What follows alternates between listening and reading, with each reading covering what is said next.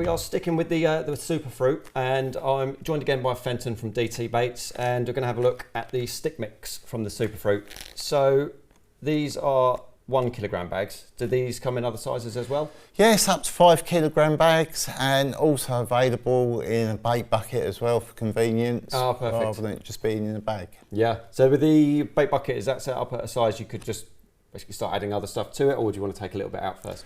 No, you can start adding stuff to it, or you can transfer it into another bucket. Depends how you intend using the stick mix. Yeah, perfect. So for me, stick mix is something I've recently started to use a little bit more. I was out of fishing for a while, just while I went off to university, had children.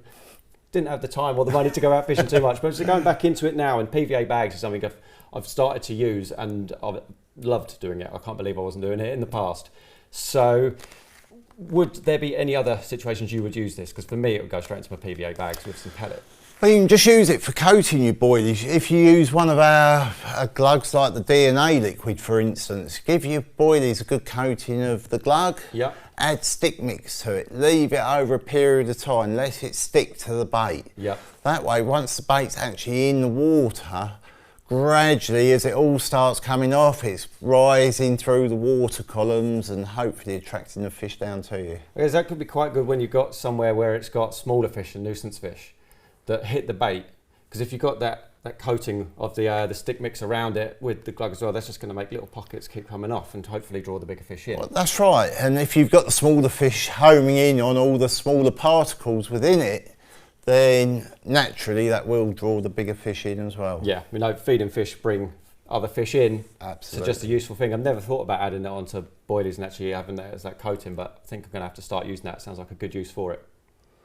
Yeah, and the ingredients in the stick mix are basically the same as what goes into the boilie, so it matches it very well. Yeah, I like the idea of being able to do that. With the DT kind of range, you've always got the additives that are the same ingredients, the same attractants, because so often you see people where they've got different flavours that they actually start piecing together, and I imagine sometimes that might work because of the different aromas. But if you're fishing somewhere like we know with Earl's Cone, where Glenn's typically fed it with cold water green beast in the winter, to be able to go down there where you've got your boilie, you've got your stick mix, you've got your DNA, all of the attractants is that same flavour. That's right. Same aroma that's going out. That's right. The fish will home in on certain baits, and different baits work on different waters, and if Supa Fruit works on your water, then you want to keep it all the same in the range. Yeah, it tends to work that way. I did see somebody saying the other day, if you're seeing people at a lake and they're not catching, you want to do something different. I think there's an element of truth in that sometimes, but it's those little bits of information from people that fish there regularly, or if you know a lake is fed on a particular flavour or a particular aroma, it makes sense to go for it. Absolutely. Excellent. So that is the stick mix in the Supa Fruit from DT Baits. You can order that on the website today.